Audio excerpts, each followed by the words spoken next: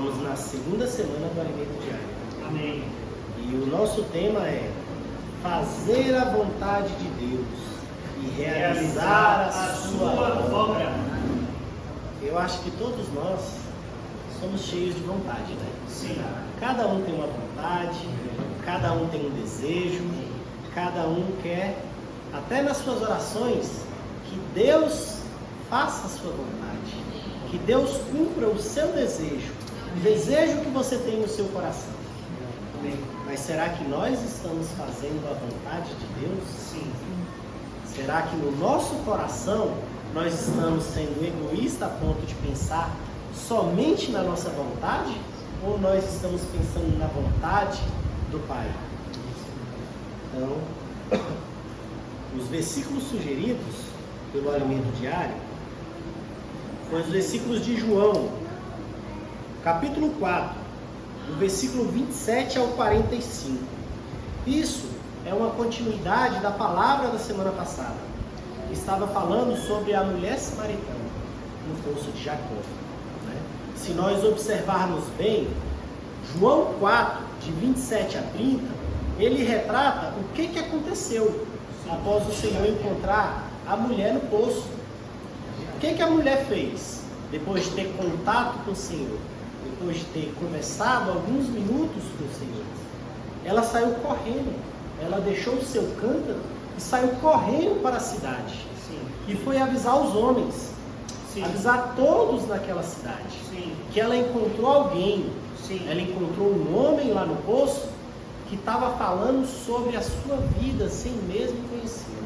Estava contando detalhes que só ela mesma sabia. Sim. E nesse momento ela percebeu que se tratava de um profeta. Amém. Ela avisou que encontrou com um profeta lá no poço. Sim. E ela fez uma seguinte pergunta ao povo: será porventura esse o Cristo? Então eles sabiam da promessa do Cristo. E todos se reuniram e foram até o poço ter com Jesus. Amém. Né? Amém. Dando continuidade, isso foi do versículo 27 ao 30. Do versículo 31 ao 38 é onde se fala de ceifa e ceifeiros. Aqui é o momento em que os discípulos encontram com Jesus, mas nem sequer ao menos perguntam o que Jesus está falando. Mas eles estavam preocupados com uma coisa, com alimento. Sim. Perguntaram: mestre, não é certo que agora é hora de comer? E aí, não com essas palavras, claro, né? Mas aí o que Jesus responde para eles no 34? A minha comida consiste em fazer a vontade daquele que me enviou.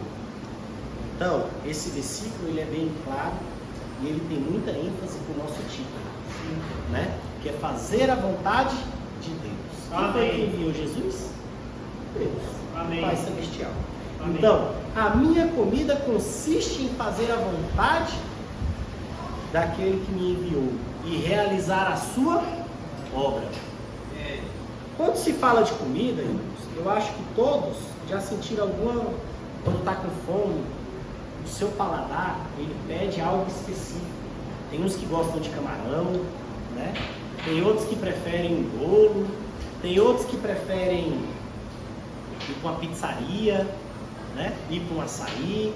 O que eu quero falar com os diversos tipos de prato? Que a comida, ela te traz um certo prazer, ela te sacia a sua vontade. E quando Jesus fala aqui, a minha comida consiste em fazer a vontade daquele que me enviou, ele está falando que o prazer dele, a necessidade dele, consiste em fazer a vontade de Deus e realizar a sua obra. E quando se fala ali de ceifeiros e semeador, aqui fala sobre semear. Todos nós semeamos todo dia. Semeamos no nosso trabalho, semeamos na escola, semeamos no grupo familiar, né? Nós semeamos o que a gente fala, o que a gente prega. Se você semeia o bem, você colhe o bem. Se você semeia o mal, consequentemente você acaba colhendo o mal. E aqui fala que uns semearão e outros ceifarão. Às vezes você está ceifando alguma coisa boa que alguém semeou lá atrás, né? Então nós temos que começar a semear coisas boas. Amém. Para que chegue a hora de ceifar coisas boas. Se não for você, alguém vai ceifar, né? Seu filho, seu neto, as pessoas com quem que você ama, né? Lá em João 4, do 39 ao 42, já está falando sobre o momento que os samaritanos chegaram até o poço, né? Chegaram onde estava Jesus e foram ter com Jesus. E eles creram depois que escutaram a palavra de Jesus. Aí no 42 eles já falam, já respondem a mulher. Já agora não é pelo que disseste que cremos, mas pelo que ouvimos e sabemos que verdadeiramente Ele é o Salvador do mundo, né? Então, aqui os samaritanos tiveram a certeza de que o Senhor era o Salvador do mundo. Sim. Né? Aí na continuidade aqui nos últimos versículos, estou só percorrendo alguns versículos que foram citados, né? Do 43 ao 45, em específico no 44, né? Jesus está voltando para Galileia e ali ele fala sobre, ele testifica mais uma vez que um profeta não tem honra na sua terra. Mas nós queremos voltar ao nosso título, que é fazer a vontade de Deus e realizar a sua obra. Eu quero que os irmãos possam ter a oportunidade, todos estão com Bíblia, né? Graças a Deus. Quem não tiver com Bíblia ou tiver ousadia de separar algumas Bíblias ali na mesa, para a gente voltar ao antigo hábito de folhear, né? A nossa ferramenta de guerra, né? A nossa Bíblia. Quem tiver sem Bíblia e que sentir a necessidade de pegar uma ali, na mesa tem várias Bíblias. Muito bom. Eu quero que os irmãos possam abrir a sua Bíblia em Romanos 12, capítulo 12, versículo 1 e versículo 2. Romanos 12, versículo 1 e 2. Capítulo 12, versículo 1 e versículo 2. Nós vamos falar aqui, vamos ver o que Paulo escreve aos romanos. É uma carta muito rica, Sim. que Paulo escreve aos romanos, né? Em específico aqui no versículo 1 e 2, eu vou ler aqui rapidamente, mas nós vamos voltar e vamos escavar um pouco mais os versículos. Amém. Vamos ver o que Paulo está querendo realmente dizer aqui, É verdade. né? Amém. Rogo-vos, pois, irmãos, pela misericórdia de Deus, que apresenteis o vosso corpo por sacrifício vivo, santo e agradável a Deus, que é o vosso culto racional. E não vos conformeis com esse século, mas transformai-vos pela renovação da vossa mente, para que experimenteis qual seja a boa, agradável e perfeita vontade de Deus. Olha só, Paulo fecha aqui esse versículo 2, na parte de experimentar qual seja a boa, perfeita e agradável vontade de Deus. Vai de encontro ao nosso título, né? Fazer a vontade de Deus, realizar a sua obra. Se a gente observar e ler com mais carinho, mais atenção, né? Tentando tirar as pepitas que existem nos versículos, você vai observar que a carta aos Romanos, ela é um farol na escuridão. Sim. Não só para os romanos, como para toda a igreja até o dia de hoje. Ela é um farol que nos guia, ela nos dá a luz, ela nos norteia em tempos tenebrosos. Sim. Né? A carta, ela inicia falando, nos primeiros versículos, que todos pecaram e estão destituídos da glória de Deus.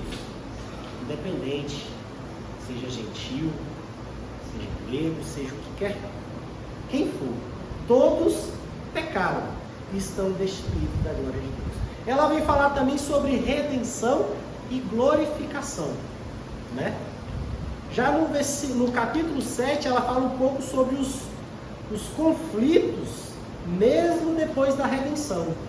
Mesmo depois da redenção, todos os cristãos passaram por muitos conflitos, né? Ela fala também sobre o presente doloroso e o futuro glorioso, né?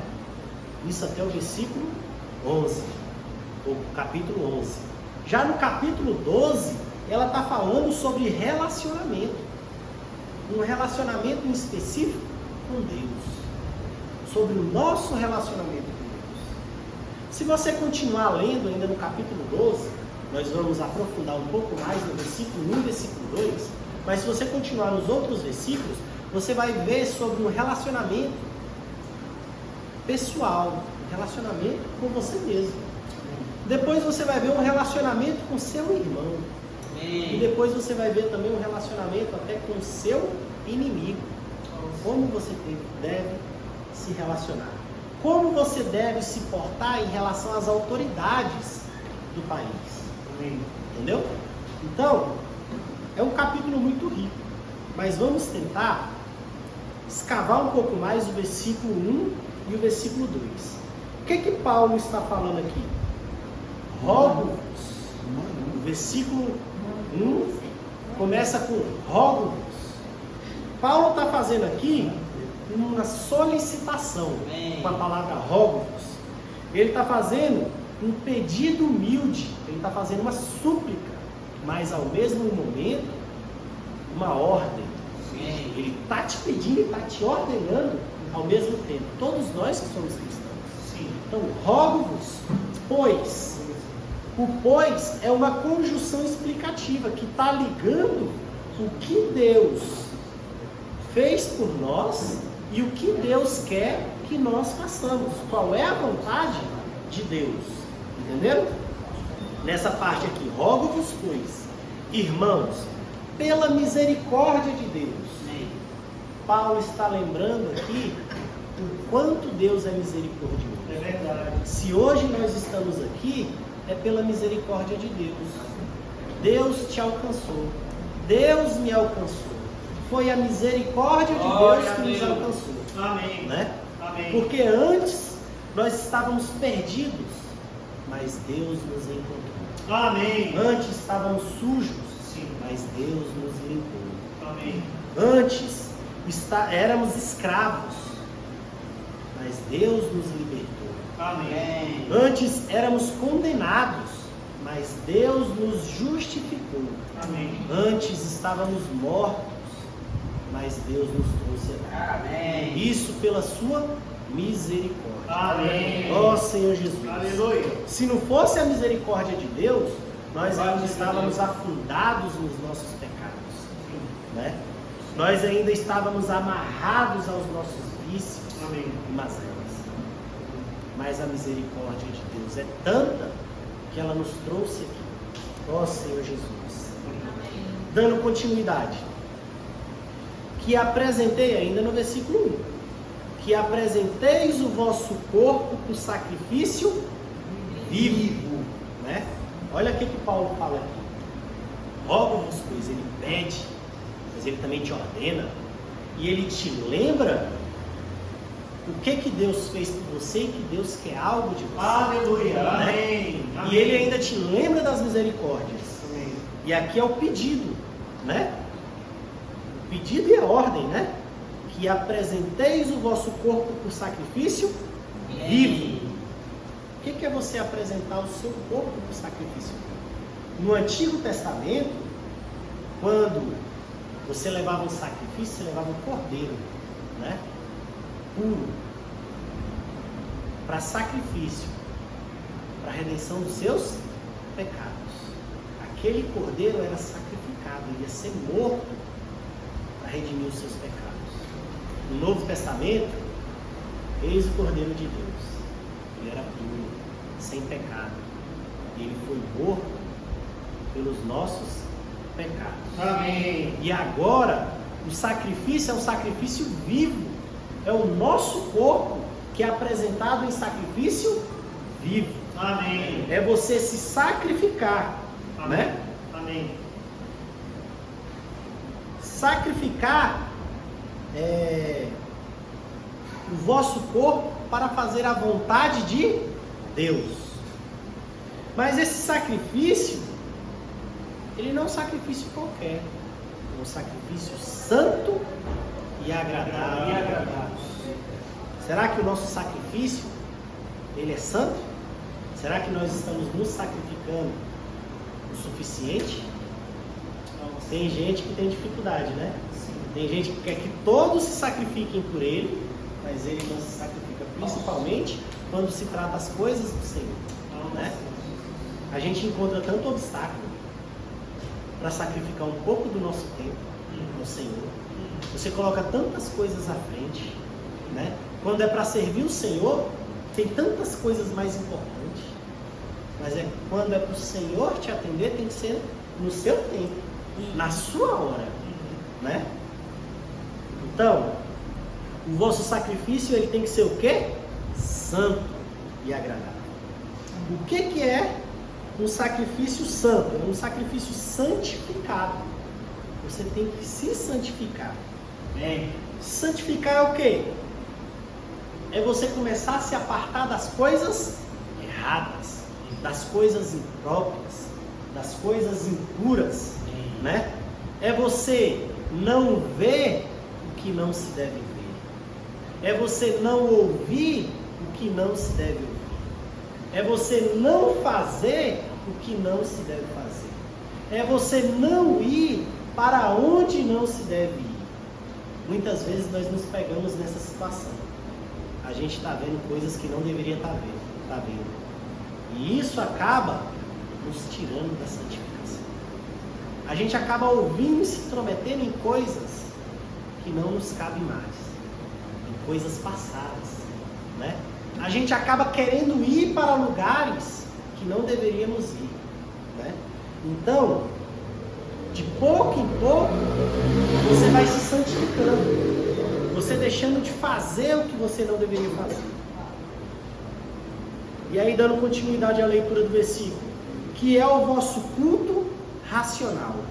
Esse culto racional, ele ultrapassa a linha da razão. Quando se fala racional, a gente já lembra logo de quê?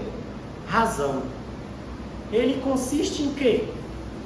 O nosso culto, quando se fala de culto, aqui é o culto, mas aqui é um culto o quê? Coletivo. Quando chega nesse momento, todo mundo começa a escutar as coisas que se deve escutar. Amém. E se aparta das coisas que não deveriam estar escutando. Sim. Todo mundo começa a se comportar de uma maneira mais santa, amém, mais agradável. Amém. Não é? Aqui no coletivo, na frente dos irmãos, no horário da reunião. Mas será que esse é o mesmo comportamento que nós temos no nosso dia a dia lá fora? Porque esse culto coletivo, ele é somente uma extensão do nosso culto individual. O que é o nosso culto individual com Deus?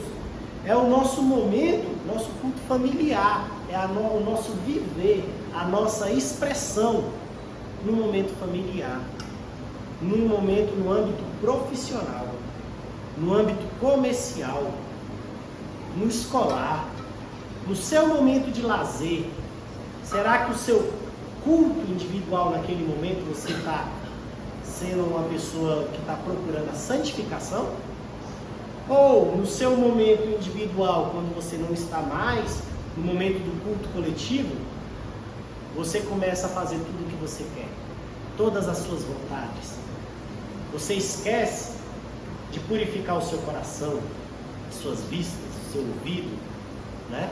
Então, esse culto coletivo é só uma extensão do nosso culto e do nosso viver individual, do nosso dia a dia. Aqui é um momento tão pequeno, tão curto, que acaba estendendo o nosso viver diário, né? E não vos conformeis, olha só, e não vos conformeis com este século. Amém. Né? Aqui nós já estamos iniciando o versículo 2. O que é você não se conformar com esse século? Se conformar é você não achar que isso é comum. As coisas do mundo, desse século, as coisas que o mundo vive, isso não tem que ser normal para você. Isso não tem que ser algo aceito. Você não tem que achar que isso é agradável, é alegre, é natural. Porque nós não temos que nos conformar com essas coisas, né? Mas transformai-vos pela renovação da vossa mente.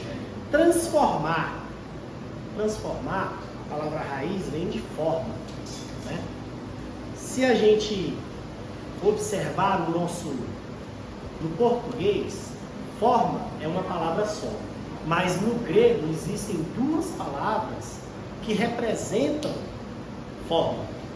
Uma palavra no grego é esquema, S-K-H-E-M-A. O que é esse tipo de forma? É uma forma que se muda, que se adapta, né? É uma forma que consegue ser resiliente à situação, né? E aí tem uma outra palavra no grego que representa forma, morphe, que ela é uma forma imutável, ela não muda, ela não se adapta, ela não se altera, né? Vamos colocar aqui um exemplo bem claro. Se você colocar um líquido num saco e amarrar, e aí você coloca água dentro de um saco e amarra, se você colocar ela num recipiente, aquele saco vai se adaptar ao recipiente, vai se moldar ao recipiente. Mas se você colocar esse mesmo saco no congelador, ele vai sair do estado líquido e vai para o estado sólido. Quando você tirar esse saco que está no estado sólido e colocar em qualquer lugar, um recipiente diferente, ele vai se moldar? Não. Ele vai ser a mesma forma. Ele não vai querer se adaptar. E a forma que o mundo nos prega, nos oferece, é uma forma esquema. É uma forma que muda. O mundo está relativizando muito as coisas. A verdade hoje ela não é mais absoluta para o mundo. A verdade ela é algo relativo. Se você falar que algo é verdade, depende, né? Vamos ver o contexto. Então, a verdade ela segue essa forma, esquema, que ela vai se adaptar às coisas. O mundo tem uma forma, uma ética. O mundo tem um modelo que é relativo. E ele quer que você se adapte a esse modelo relativo. Se você falar que a verdade é absoluta, você está indo contra o que o mundo está pregando. O mundo quer que você se adapte a todas as coisas. Você tem que seguir os padrões do mundo. Você tem que se vestir de acordo com o que o mundo prega que é normal. Você tem que morar num local de acordo com o que o mundo prega, com a forma que o mundo te oferece. Você tem que ter um carro melhor, não é porque você precisa não, é porque você tem que se adaptar ao mundo. O mundo está relativizando muito as coisas, né? Essa verdade ela é situacional, ela depende muito das coisas, né? O que era errado ontem, ele é aceito hoje. O que era vergonhoso ontem é aplaudido hoje. O que era pecado ontem, hoje é uma doença, é uma fraqueza. É isso que o mundo está pregando. Ele está relativizando a verdade, né? O mundo está mudando, mas nós não devemos pôr os pés na forma desse mundo. Amém. Nós não temos que achar que isso é normal. Amém. Nós temos que transformar, mas transformei-vos pela renovação da nossa mente, né? Você não tem que achar que isso é normal. Você não tem que entrar no esquema do mundo. Você não tem que se formatar ao que o mundo está querendo te formatar, né? Não precisa ser nenhum gênio, nenhum especialista, mas qualquer um que ligar a TV nos dias de hoje, o que você vai ver na TV? A TV, ela está pregando e está fazendo uma apologia às coisas erradas. Ela está fazendo uma apologia ao pecado. Ela está falando que tudo isso que nós entendemos e aprendemos que é errado, é algo normal. você tem que aceitar, você tem que se adaptar. Não é assim. Nós não temos que aceitar isso. Está tendo uma inversão de valores. As pessoas hoje estão chamando amargo de doce e doce de amargo. As pessoas estão falando que o que é errado é certo e o que é certo é errado. As pessoas estão trocando trevas, chamando trevas de luz e luz de trevas. E elas estão achando que isso é normal. Esse é o formato, esse é o modelo que o mundo nos apresenta. Mas nós não temos que aceitar isso. Nós temos que nos transformar. Transformei-vos pela renovação da vossa mente. Essa transformação, ela vem da mesma ideia de transfiguração, quando falou que Jesus foi transfigurado. Amém. É uma metamorfose, é uma mudança que acontece de dentro para fora. É essa mudança que nós temos que fazer. Amém. É uma mudança de uma forma morfe, né? É uma forma imutável, é uma forma que não se altera. A verdade é o próprio Senhor. Conhecereis a verdade vos libertará. A verdade era uma no passado, é a mesma hoje e será a mesma no futuro. Amém. Ela não mudará. Amém. Nós não temos que aceitar essa forma de se adaptar. Sim. Né? Porque experimenteis, dando continuidade ao versículo 2, experimenteis qual seja a boa, agradável e perfeita vontade de Deus. Se Deus tem uma vontade para nós só podemos entender qual é essa vontade se você tiver experiência com Ele. Você tem que ter intimidade.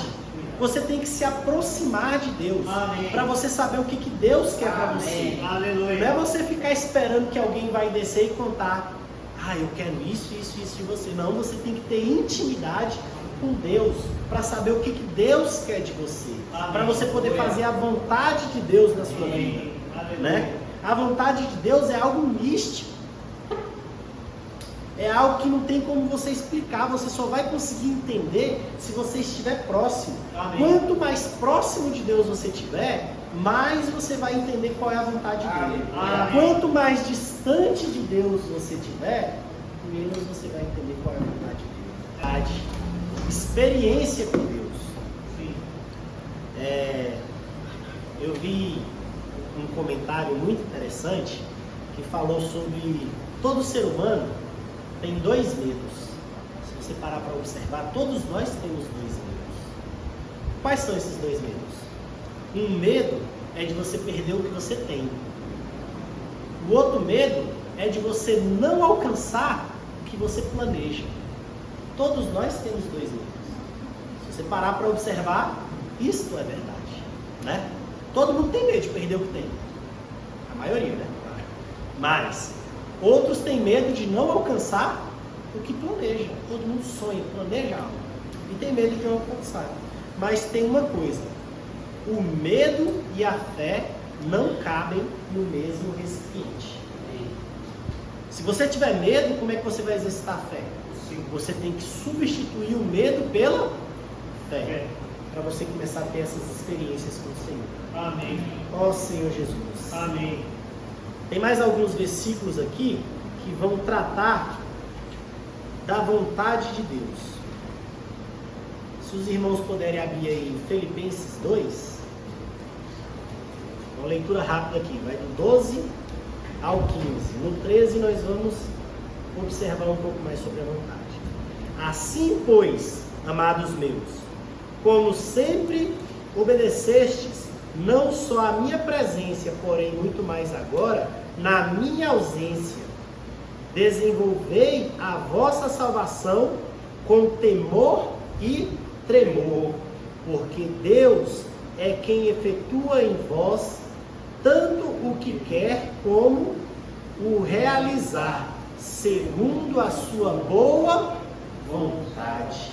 Toda vez que a gente encontra a vontade de Deus, a gente só encontra com qualidades. Ela é boa, ela é perfeita, ela é agradável. Você nunca vai encontrar que a vontade de Deus é algo negativo na sua vida. Qual é o pai que quer algo negativo para o seu filho? Humanamente falando, todo pai deseja algo bom para o seu filho. O que ele quer para o seu filho? Quer que seu filho seja honesto, seja íntegro, seja alguém reto, sábio, né? Quer que seu filho prospere. Todo pai deseja algo bom para o seu filho. Avalie o Pai Celestial. Será que esse quer coisa boa para nós? Não tem nem palavras que conseguem descrever as qualidades que Ele quer para nós, né? Mas toda vez que nós encontramos falar sobre a vontade de Deus, é falando que ela é boa, é agradável, é perfeita. Dando continuidade aqui no 14. Fazei tudo sem murmurações nem contendas, para que vos torneis irrepreensíveis e sinceros, filhos de Deus, inculpáveis no meio de uma geração perversa e corrupta. Olha qual é o nosso comportamento. Na qual resplandeceis como luzeiro no mundo. Então, se a gente realmente fizer a vontade de Deus, você vai resplandecer como luzeiro no mundo. Amém. Né? Ó Senhor Jesus. Amém. Se você for lá em 1 Tessalonicenses 4:3, vou só explanar aqui rapidinho, não precisa nem fazer a leitura, que o nosso tempo está corrido. Lá fala o quê? Que a vontade de Deus é a nossa santificação. Amém. Que nós nos abstenhamos da prostituição. Né? Então, o que Deus quer para nós? Qual é a vontade dele? É a nossa santificação. Né? Você se santificar é você evitar as coisas que não se devem fazer. Né? Você se policiar. O salmista, ele fala o seguinte, lá em Salmos 40, versículo 8. Agrada-me fazer a tua vontade, ó Deus meu. E em Efésios 5,17, não sejais insensatos, mas tentai, procurai entender a vontade do Senhor. Então, nós precisamos ter intimidade com o Senhor. Amém. Para nós entendermos qual é a sua vontade. Amém. Para que nós possamos a ser luzeiro nesse mundo. Amém. Ó Senhor Jesus. Aleluia. Essa é a nossa porção de hoje. Amém. Amém. Louvado seja o Senhor.